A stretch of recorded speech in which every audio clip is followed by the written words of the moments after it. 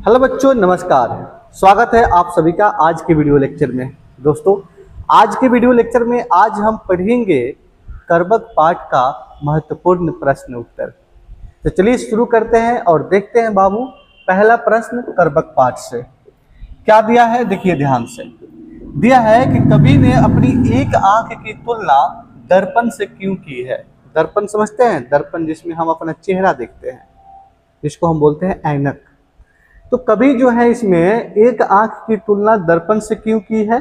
तो देखिए इसका सुंदर जवाब होगा कि कवि ने अपनी एक आंख की तुलना दर्पण से इसलिए की है कि दर्पण निश्चल निर्मल होता है, वह हर किसी को उसका रूप दिखाता है। दर्पण में बिंब देखकर व्यक्ति खुश होता है। इस प्रकार दर्पण व्यक्ति को वास्तविक रूप से परिचय कराता है।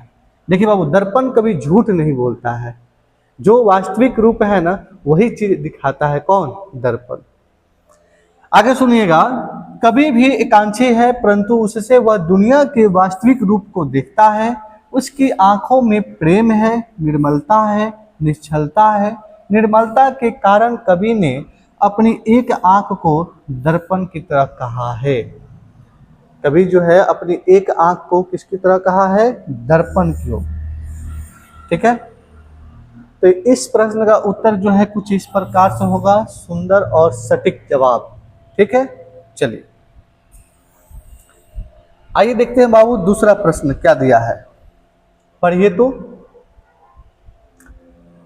दूसरा प्रश्न दिया है कि पहले कर्मक में कलंक, कांच और कंजन से क्या तात्पर्य है। आप पाठ पढ़े होंगे तो भले भांति जानते होंगे कि कर्मक के जो क्या बोलते हैं, पहले जो कर्मक है उसमें कलंक, कांच और कंचन से क्या तात्पर्य है कवि का। तो देखिए इसका सुंदर जवाब होगा कि कलंक का अर्थ कोयला होता है। कलंक का अर्थ क्या होता है? कोयला होता है। कांच का अर्थ कच्चा सोना होता है। कांच का अर्थ क्या होता है? कच्चा सोना। तथा कंचन का अर्थ होता है तपा हुआ शुद्ध सोना। फिर से सुनिए, कलंक का अर्थ होता है कोयला, कांच का अर्थ होता है कच्चा सोना, कंचन का अर्थ होता है तपा हुआ शुद्ध सोना। जिस प्रकार कच्चा सोना कोयले की ताप में तपकर शुद्ध रूप ग्रहण करता है, उसी प्रकार व्यक्ति भी संघर्ष की आग में तपकर महान बनता है। महान बनता है। बात समझ में गया? सुने हम भी होंगे विद्यार्थी कि कोयला से काला क्या होता है? कलंक होता है। कभी जो यहाँ बताते हैं कि कलंक, कांच और कंचन का क्या तात्पर्य है, तो यहाँ पर सुनिए, कलंक का अर्थ होता है कोयला, कांच का अर्थ होता है कच्चा सोना और कंचन का अर्थ होता है तपा हुआ शुद्ध सोना। तो जिस प्रकार कच्चा सोना कोयले की ताप में तपकर नहीं शुद्ध सोना बनता है ना, उसी प्रकार व्यक्ति अपने जीवन के संघर्ष करके एक महान व्यक्ति बनता है ना। कमाल का जवाब। इस प्रश्न का जवाब जो है कुछ इस प्रकार से होगा, सटीक और सुंदर। ठीक है, चलिए अगर सारे प्रश्न का उत्तर समझ में आ रहा है विद्यार्थी, कमेंट बॉक्स में जरूर बताते चलिए।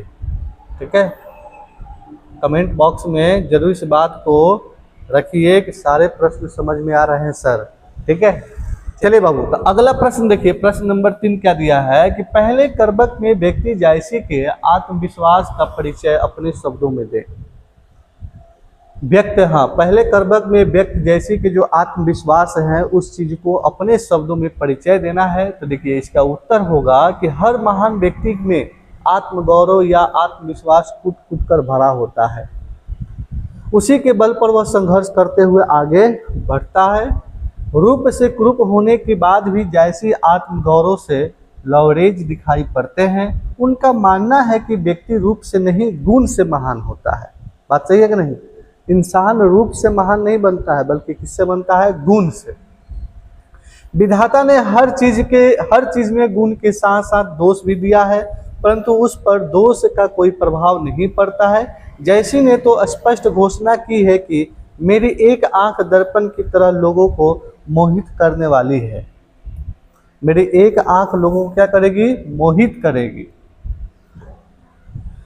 जैसे लोगों को अपना रूप देखने के लिए दर्पण की जरूरत पड़ती है, उसी प्रकार मेरी आंख भी निर्मलता है। मेरा व्यक्तित्व या गुण ऐसा है कि जो भी मेरे सामने आता है या मेरी रचना पढ़ता है, ये नहीं होगा, मेरी रचना पढ़ता है, वो क्या हो जाता है, मुग्ध हो जाता है। जैसे ही बताते हैं कि जिस प्रकार से इंसान अपना वास्तविक रूप दर्पण में देखता है, वो देखते हैं अपनी एक आंख में, क्योंकि उनकी एक आंख पूरा निर्मल भाव से है और उसी में पूरी दुनिया को देखते हैं। और बताते हैं कि जो मेरे पास आता है नहीं, या मेरी रचनाओं को जो पढ़ता है, बिना मुग्ध हुए नहीं रह सकता है। ठीक है, तो हर व्यक्ति के अंदर गुण के साथ साथ दोष भी दिया रहता है। चलिए अगला प्रश्न देखिए, प्रश्न नंबर 4। कवि ने किस रूप में स्वयं को याद रखे जाने की इच्छा व्यक्त की है? बहुत ही इंपॉर्टेंट क्वेश्चन है। कवि जो है मलिक मोहम्मद जैसी साहब, ये बताते हैं कि स्वयं को याद रखे जाने वाली इच्छा कौन सी है, बताइए तो। देखिए इसका उत्तर होगा बाबू, कवि ने स्वयं को याद रखे जाने का कारण अपनी अमर कृति बताया है। स्वयं को इस संसार में अमर रखा जा सकता है अपने गुण से, अपने कर्तव्य से, और इन्होंने अपना अमरता का भाव जो है किसको बताया है, अपनी रचना को, अपनी कृति को। यह संसार नाशवान है, यहाँ जो आया है उसकी मृत्यु निश्चित है। यहाँ सब कुछ नष्ट हो जाता है परंतु कृति नष्ट नहीं होती। पद्मावत की पात्र आज भी अमर है, उनका शरीर भले ही नष्ट हो गया लेकिन नाम अमर है। इस तरह कवि स्वयं को श्रेष्ठ रचनाकार के रूप में याद रखे जाने की इच्छा व्यक्त की है। लोग जब तक पद्मावत को पढ़ते रहेंगे, कवि को याद करते रहेंगे। बात सही है कि नहीं? आप इस संसार में आए हैं और यश कमाना चाहते हैं, अमरता का भाव आपके अंदर आएगा एक ही शर्त पर, जब आप इस संसार के लिए, अपने सोसाइटी के लिए, अपने समाज के लिए कुछ अच्छे काम करके जाएंगे। जैसे कवि ने इस संसार को याद दिलाने के लिए कि मलिक मोहम्मद जैसी नाम का कोई व्यक्ति इस संसार में था, तो कैसे याद किया जाता है, उनके रचनाओं के द्वारा। बात समझ में रहा है ना, कि भले ही पद्मावत को देखे होंगे तो उनकी शरीर जो है नष्ट हो गया, जल गई, लेकिन आज भी हमारे दिलों में, हमारे धड़कनों में पद्मावत का नाम, उसका यश जो है अमर है कि नहीं है, बताइए। अगला प्रश्न है प्रश्न नंबर 5 कि रक्त के लेई का क्या अर्थ है? कभी बोलते हैं ना कि हमने अपनी रचना जो है अपने रक्त के लेई से, अपने रक्त के एक एक बूंद से हमने इस रचना को रचा है।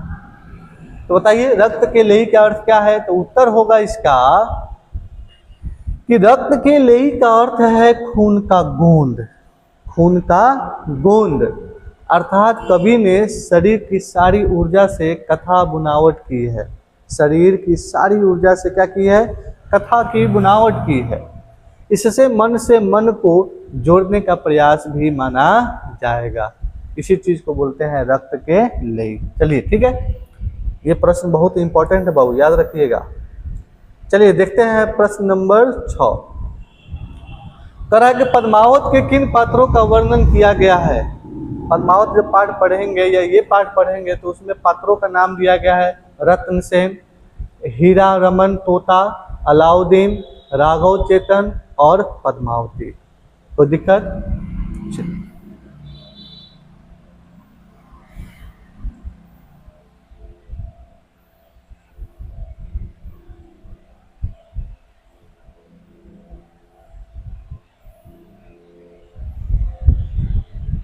चलिए बाबू अब देखते हैं प्रश्न नंबर 7 क्या दिया है, पढ़िए।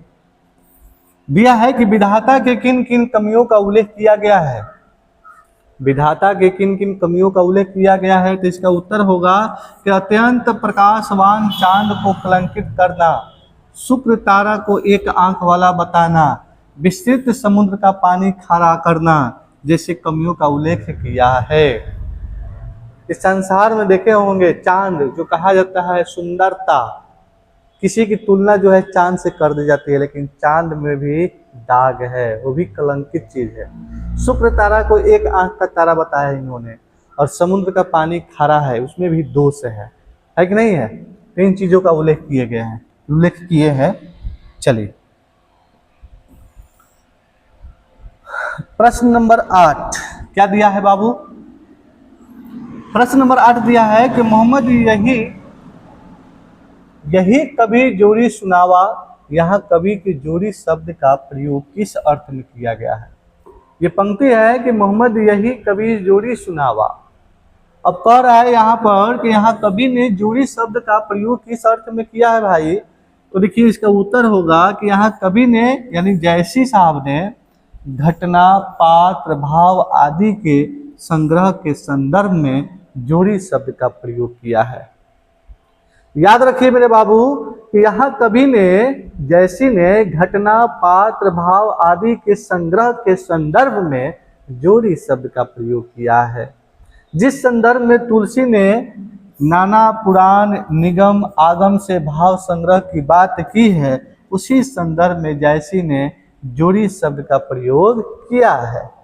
हर रचनाकार प्रचलित आख्यानों से अपेक्षित अंश लेकर अपनी सृजनात्मक प्रतिभा के आधार पर एक नई रचना प्रस्तुत करता है। इसी काव्य सृजन प्रक्रिया के संदर्भ में जोड़ी शब्द का प्रयोग किया गया है। कोई दिक्कत? तो ये है बाबू जोड़ी शब्द का भाव। इसका जवाब जो है कुछ इस प्रकार से होगा। चलिए, कोई दिक्कत?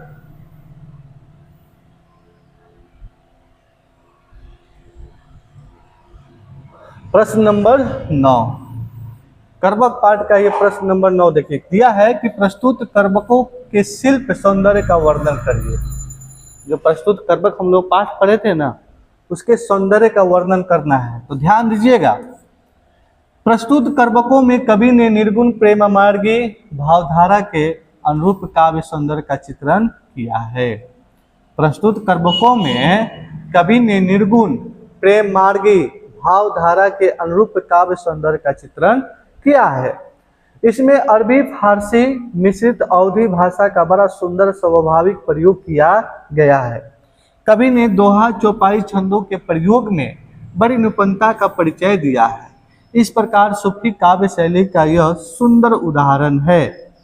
दिया आगे कि तुलसी की अवधि में जहाँ संस्कृत की चमक है, वहीं जयसी की अवधि में सूफियाना स्वर है।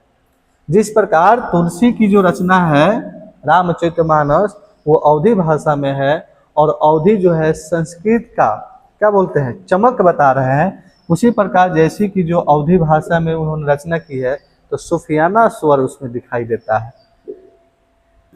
आगे सुनिए, कर है कि अलंकारों में उपमा, उदाहरण, दृष्टांत आदि का स्वाभाविक प्रयोग दिखाई पड़ता है। व्यक्ति काव्य होने के बाद भी यहाँ ओज मिश्रित प्रसाद गुण तथा एक नए स्वाद वाले शांत रस का चित्रण दिखाई पड़ता है। इस प्रकार यह भाव और भाषा दोनों ही सृष्टि से क्या है, श्रेष्ठ रचना है। ठीक, कोई दिक्कत? तो ये रहे विद्यार्थी लगभग जो है कर्बक पाठ से 9 प्रश्न, और 9 प्रश्न मोस्ट भी आई है। ठीक है, चलिए तो बस आज के लिए इतना ही। फिर मिलेंगे नए वीडियो में नए चैप्टर के साथ, यानी अगला काव्य पढ़ेंगे काव्य खंड में पद किसका, सूरदास का, और बहुत ही रोचक काव्य है। ठीक है, तो अगले वीडियो में मिलेंगे तो हम लोग चीज़ों को देखेंगे। ठीक है, बस आज के लिए इतना ही। फिर मिलेंगे नए वीडियो में नए चैप्टर के साथ। तब तक के लिए जय हिंद।